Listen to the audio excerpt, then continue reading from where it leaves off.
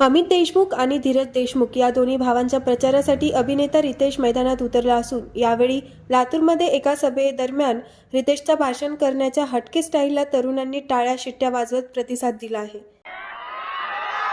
आणि इथे उपस्थित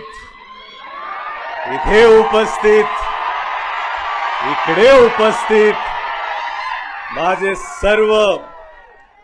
युवक मित्र आणि त्यांच्या मैत्रिणी,